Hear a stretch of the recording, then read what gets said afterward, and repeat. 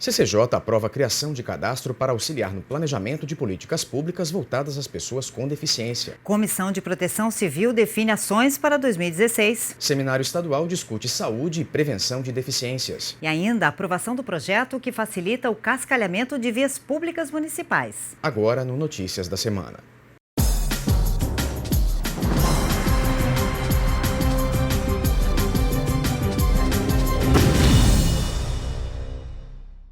O uso de entorpecentes por caminhoneiros foi um dos assuntos debatidos essa semana pelos deputados da Comissão de Prevenção e Combate às Drogas. O colegiado recebeu representantes do SEST e Senat que falaram das providências em relação às denúncias levantadas pela imprensa no ano passado.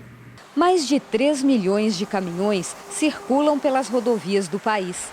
Deste total, aproximadamente 70% são de caminhoneiros autônomos. E é principalmente sobre eles que recai a denúncia feita no ano passado pela imprensa de que 30% desses profissionais estariam usando drogas pesadas, inclusive cocaína e crack, para cumprir longas jornadas sem dormir. Os caminhoneiros vinculados a empresas de transporte são monitorados e podem ter, inclusive, o caminhão bloqueado à distância em caso de descumprimento da lei dos caminhoneiros, que determina uma parada de 30 minutos a cada 5 horas e meia na condução do veículo.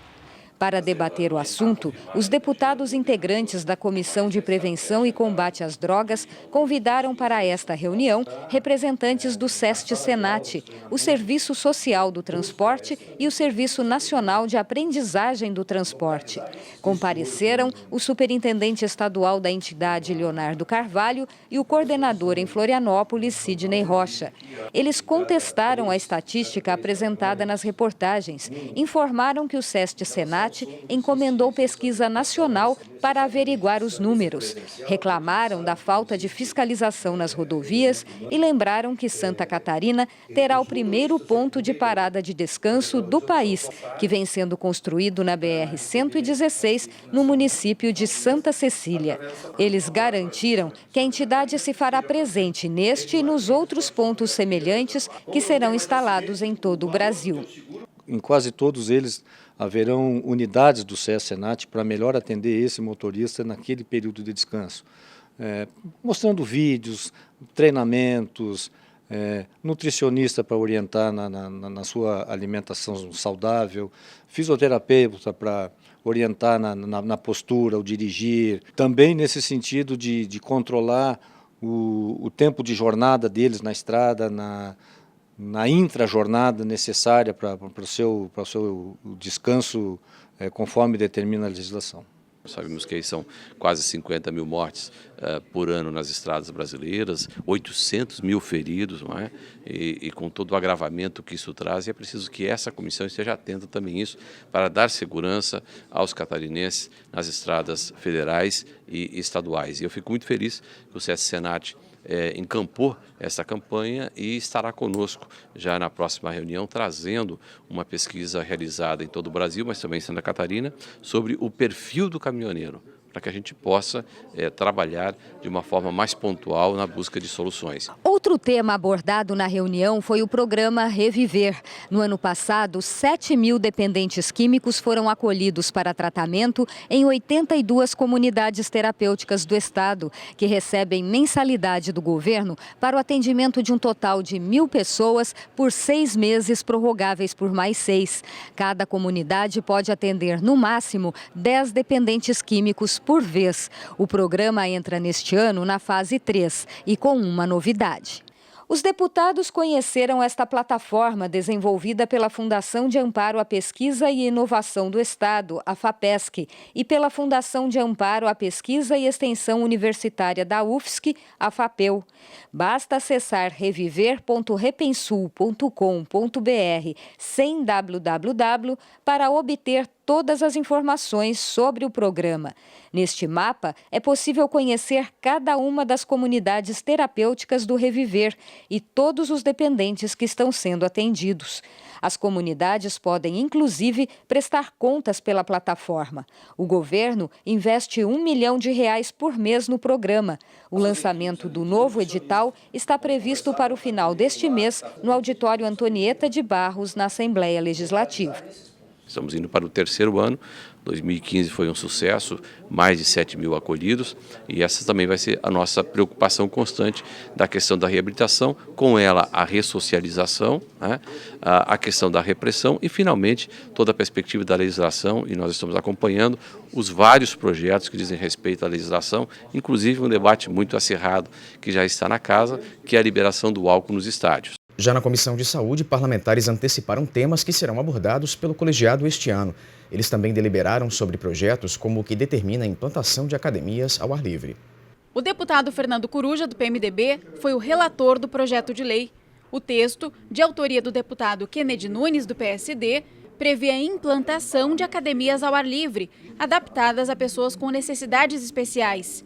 A matéria garante acessibilidade e foi aprovada pela comissão.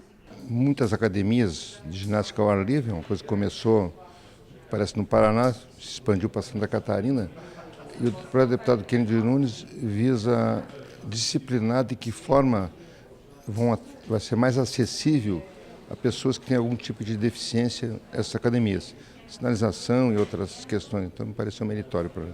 Outro projeto aprovado na Comissão de Saúde prevê atenção às mães. De autoria da deputada Ana Paula Lima, do PT, a matéria determina a assistência especial a mães com filhos com doença crônica ou com alguma deficiência. O texto garante às mães um alento em um momento difícil, principalmente diante da realidade atual, com o aumento de casos de Zika vírus e o nascimento de bebês com microcefalia. Geralmente a mãe, naquele momento, que o nascimento daquela criança, ela já vai ficar com uma série de dúvidas e essas dúvidas precisam ser sanadas. E nada mais justo do que as casas de partos, maternidades e hospitais que fazem o atendimento a essas gestantes possam informar todos os encaminhamentos, todos os programas que possam dar atendimento a essa mulher e a essa criança. Também na semana que passou, a Comissão de Defesa dos Direitos da Pessoa com Deficiência realizou a 3ª edição do Seminário de Saúde e Prevenção de Deficiências. O objetivo, capacitar e qualificar os voluntários e os profissionais que atuam nas APAES do Estado. O evento é promovido pela Comissão de Defesa dos Direitos da Pessoa com Deficiência em parceria com a Federação Catarinense das APAES. A ideia é mostrar que cada vez mais a prevenção é a melhor alternativa para diminuir os índices de crianças nascidas com deficiência. Um tema que deve interessar a todos, uma vez que 1 em cada 10 pessoas possui algum tipo de deficiência. A prevenção é uma coisa extremamente importante, porque nós podemos evitar que nasçam de cada 4 crianças 3 deficientes, e com ações muito simples, ações com informações, exames que as mamães têm que fazer, e isso propicia melhor qualidade de vida para todos, propicia melhor saúde para as nossas crianças e atendidos. A programação do evento conta com palestras sobre diferentes assuntos, que vão desde as ações desenvolvidas pelo Sistema Único de Saúde, o SUS, na prevenção de deficiências, até a importância do pré-concepcional. Destaque também para a palestra da realidade do Zika vírus. Esse vírus, ele tem uma capacidade de destruição do sistema nervoso central do encéfalo, não só do encéfalo, porque ele atinge também o resto do sistema nervoso. Então, quando ele pega, por exemplo, o tronco encefálico, ele prejudica a parte de deglutição e prejudica a parte de respiração. Então, muitas dessas crianças morrem, porque não conseguem sobreviver com essas lesões. Profissionais de saúde, educação e assistência social das APAES de todo o estado participam da discussão. O presidente da Comissão de Defesa dos Direitos da Pessoa com Deficiência, deputado estadual do PSD, José Ney Ascari, destacou a grandiosidade do debate promovido pela equipe. O assunto prevenção ele é prioridade nesse segmento, através desta ação que precisa ser desenvolvida, sobretudo, com os profissionais da educação, da saúde que atuam nos estabelecimentos educacionais principalmente, é através dessa ação que nós podemos prevenir doenças que provocam em todo o estado deficiências de toda a ordem. É por isso que a Assembleia se envolve com esta iniciativa, exemplo que aconteceu em 2015, quando nós reunimos em eventos organizados pela comissão, com apoio da Casa, ou em parceria, né, com a presença da comissão, reunimos cerca de 16 mil pessoas em Santa Catarina. Por isso que em 2016 nós queremos continuar essa estratégia, capacitando profissionais, levando sobretudo informações fundamentais para o trabalho diário. Falando em pessoas com deficiência, os deputados da CCJ aprovaram um projeto que cria um cadastro para melhorar o planejamento de políticas públicas voltadas ao setor. Já no plenário, o destaque ficou por conta da aprovação da matéria que facilita o cascalhamento de vias públicas municipais. Em instantes, aqui no Notícias da Semana.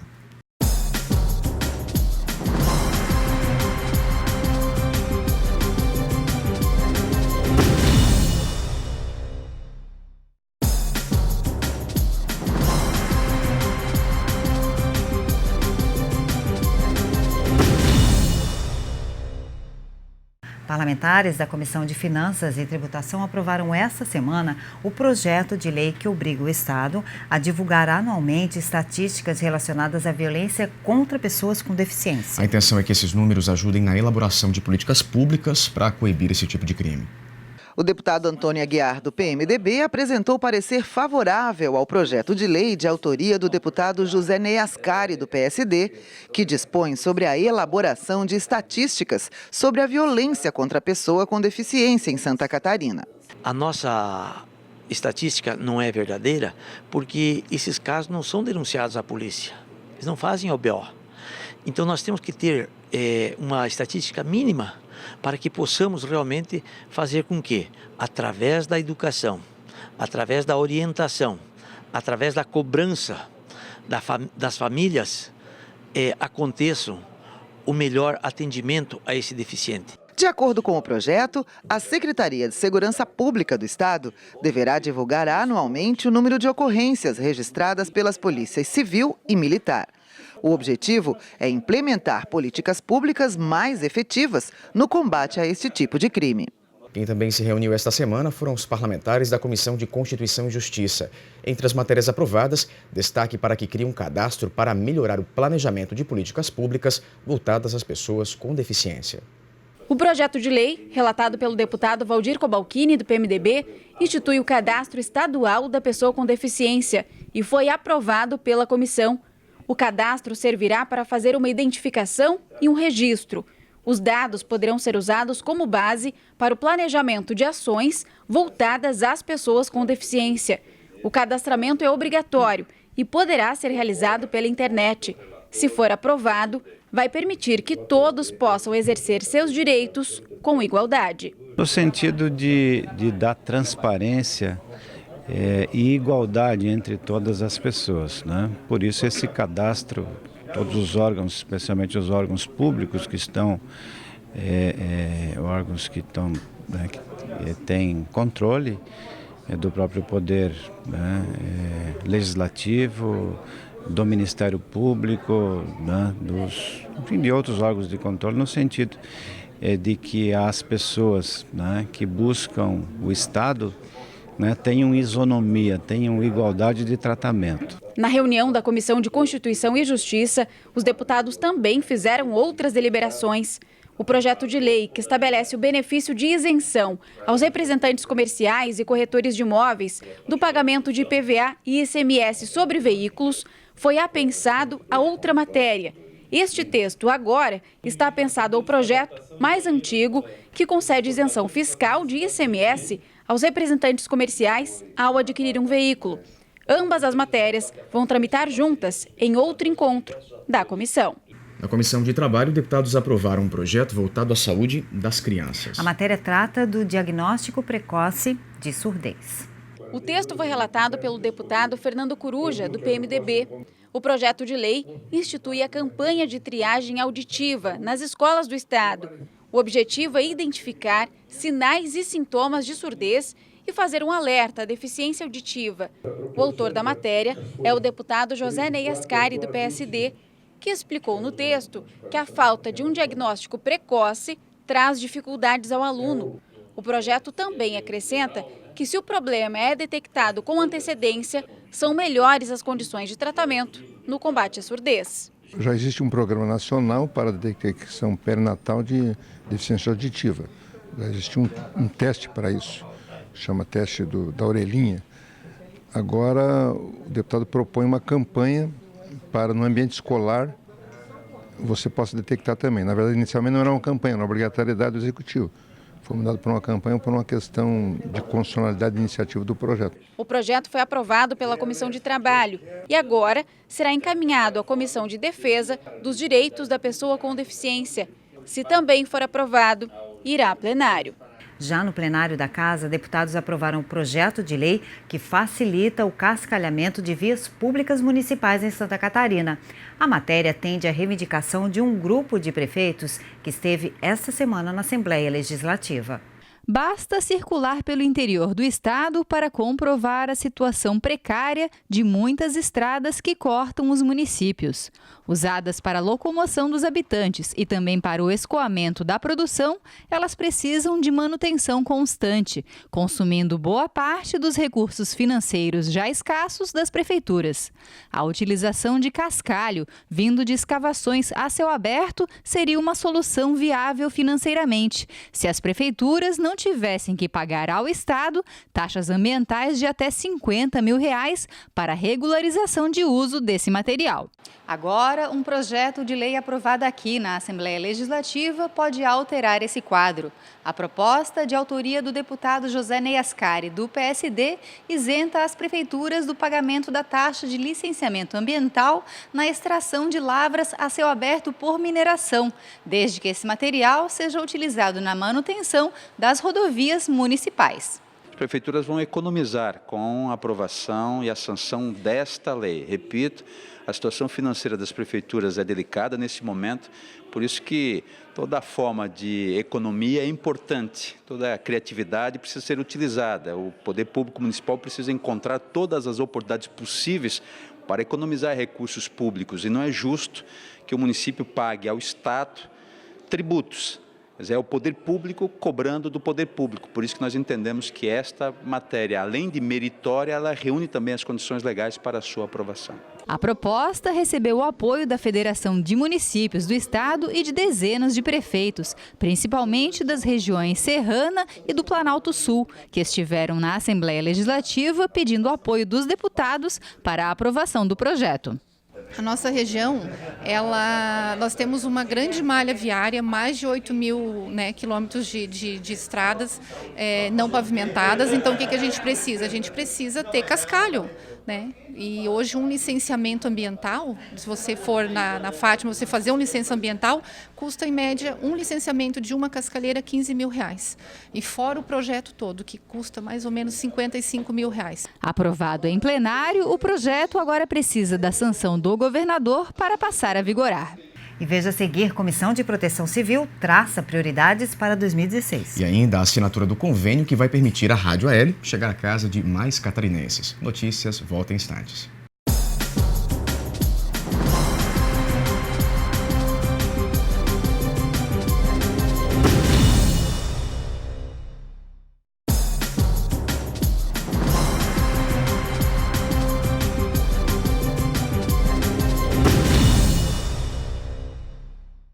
A Comissão de Proteção Civil deu a largada oficial aos trabalhos esta semana. A reunião de início das atividades também serviu para a eleição do presidente e do vice-presidente do colegiado.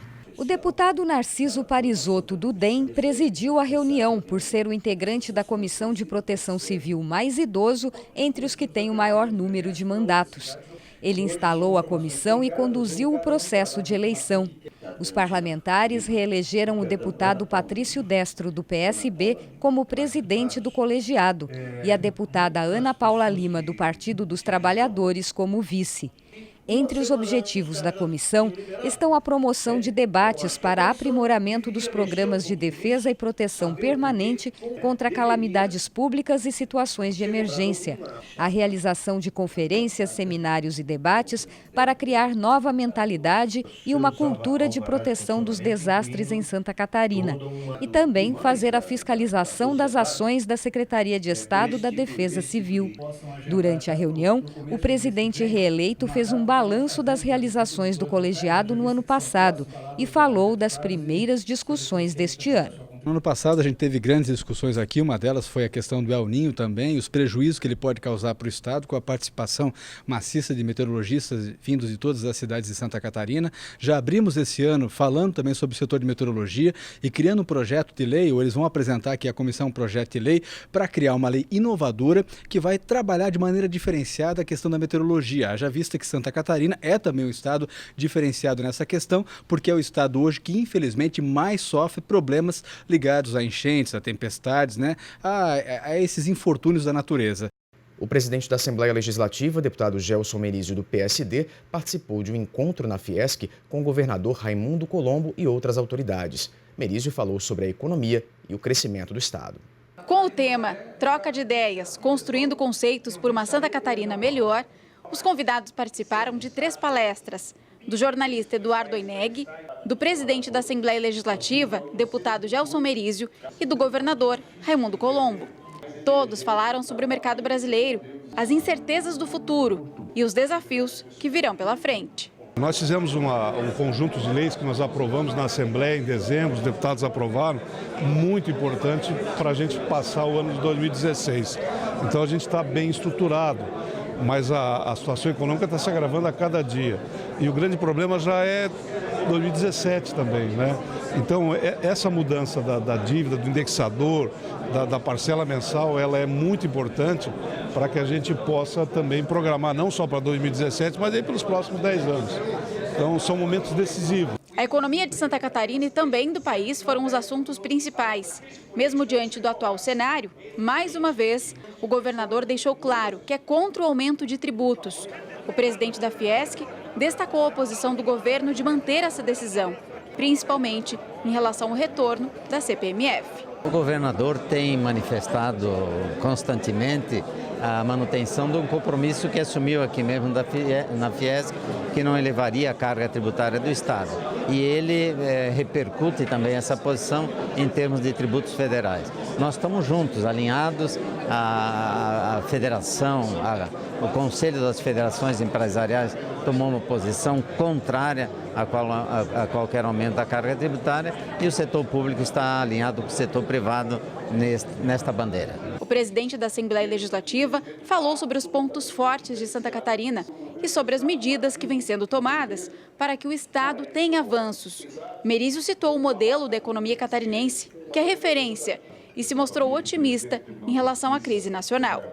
O Brasil passa por uma crise extremamente profunda na sua economia e também no seu processo político.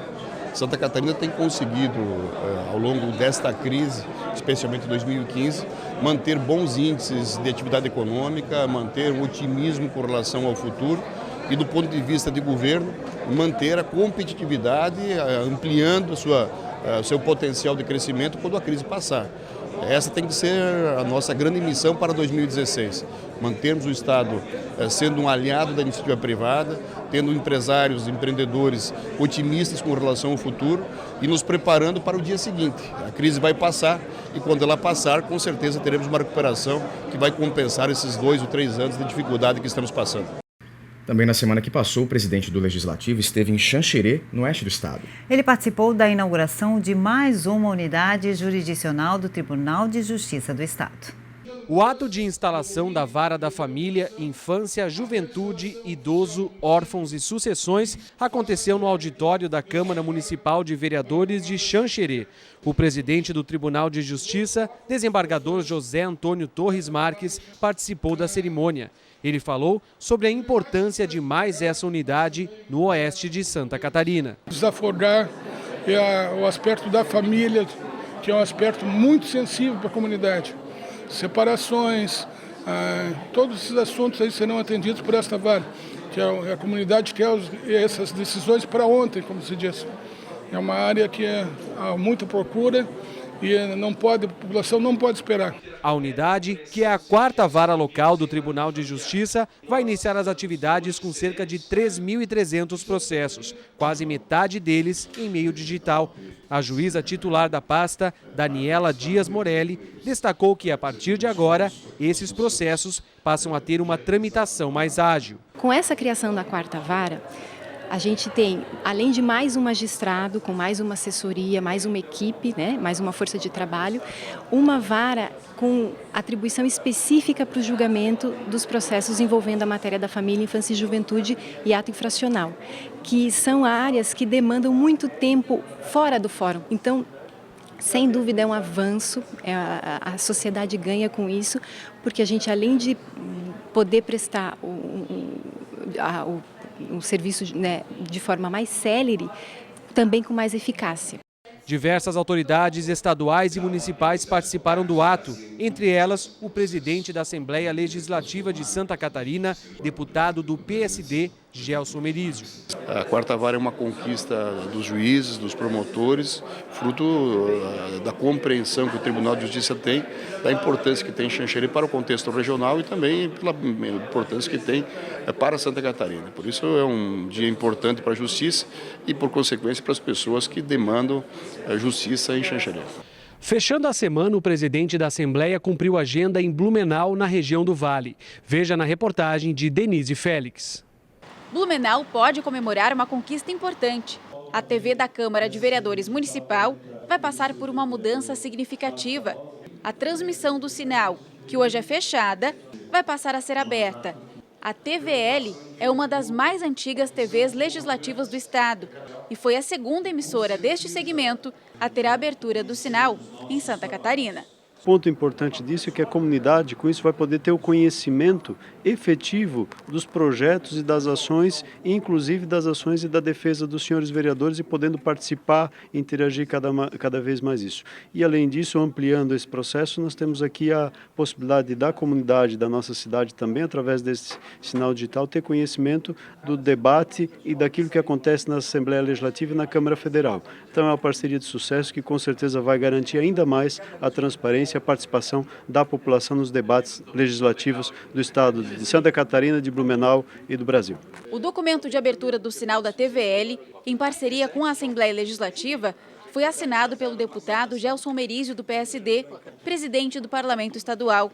No ato da assinatura, entre outras autoridades, também estavam presentes os deputados Jean Kuhlmann e Ismael dos Santos, do PSD. Mais do que nunca, a sociedade quer transparência, a sociedade quer informações rápidas, confiáveis, não é? E nada melhor do que você poder estar online nessa perspectiva de chegar até ao eleitor, ao cidadão blumenauense. Por isso, parabéns aos presidentes de ambas as casas e ganha Blumenau, ganha Santa Catarina, ganha cidadania. Além da visita à Câmara de Vereadores Municipal, o presidente Gelson Merizio foi à Associação Empresarial de Blumenau. O deputado Jean Kuhlmann também esteve presente. Eles ouviram do presidente da ACIB diversas solicitações. O empresariado local pediu ajuda para a realização de determinadas obras que são necessárias para o crescimento da região, como, por exemplo, um centro de eventos na cidade e melhorias no aeroporto.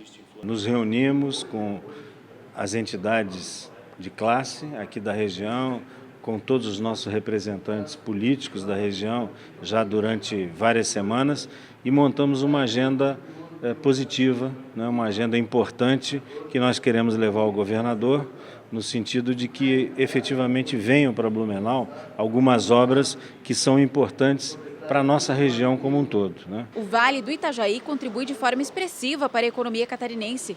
A região representa 30% do PIB de Santa Catarina. E com essa contribuição, a ACIB quer as autoridades com olhares voltados aos avanços daqui. A penitenciária era uma reivindicação da classe empresarial. Foi inaugurada, mas ainda não está funcionando. As outras reivindicações dos empresários aqui para Blumenau somam um total de 110 milhões de reais. E a Assembleia Legislativa pode contribuir com esse crescimento. É avançar rompendo a burocracia, né? Rompendo desafios, conversando com cada secretário de Estado, vendo com cada departamento responsável o que cada um está fazendo, utilizar a força política para fazer com que o papel ande. Eu sempre digo que uma das grandes funções de um deputado é fazer o papel andar, né? O papel não tem perna e é o deputado que tem que fazer ele sair de uma mesa, ir para outra, cobrar de um secretário, cobrar de outro, cobrar de um diretor, cobrar de um servidor, para que realmente as coisas andem. Então esse é o nosso grande papel, é fazer com que a burocracia atrapalhe menos o processo e que a população seja atendida por tendo de volta aquilo que ela paga de impostos. A Assembleia representa o povo de Santa Catarina. Quando nós temos uma posição que é maior que uma posição de governo, como é o caso da renegociação das dívidas, que avança em outras gerações, não apenas em outros mandatos, é necessário que haja um posicionamento do povo representado. E o povo representado é a Assembleia, por unanimidade, ter aprovado uma lei que demonstra que a ação feita pelo governador Raimundo Colombo é uma posição de Estado que está absolutamente inacessível a uma negociação que não nos tire a condição de prestarmos um bom serviço à população. A forma como são cobrados os juros da dívida são uma agiotagem oficial. Nós tínhamos uma dívida de 4 bilhões, já pagamos 13, devemos 9. Isso é absolutamente inaceitável numa relação de governo estadual e federal. Por isso mesmo a nossa defesa intransigente dos interesses do Estado, feita pelo governo, representado também pela Assembleia na sua unanimidade. E a edição de hoje termina com uma notícia que enche de orgulho a Diretoria de Comunicação Social da Assembleia. A Rádio AL assinou esta semana em Brasília o acordo de cooperação técnica com a Câmara dos Deputados para a abertura do sinal da emissora. O acordo foi assinado pelo presidente da Câmara dos Deputados, Eduardo Cunha, pelo secretário de Comunicação Social, Kleber Verde, e por representantes de emissoras legislativas. Com a cooperação técnica firmada entre a Câmara Federal e a ALESC, os ouvintes da Rádio AL vão ficar informados sobre as notícias do Parlamento catarinense, também pela emissora em canal aberto FM. Num primeiro momento, o sinal vai estar disponível para os moradores da Grande Florianópolis, o que deve acontecer ainda este ano. A parceria prevê que a Câmara dos Deputados fará a instalação do sistema de transmissão e a Assembleia Legislativa assume o compromisso de mantê-la no ar. Entramos numa nova fase da comunicação da Assembleia Legislativa.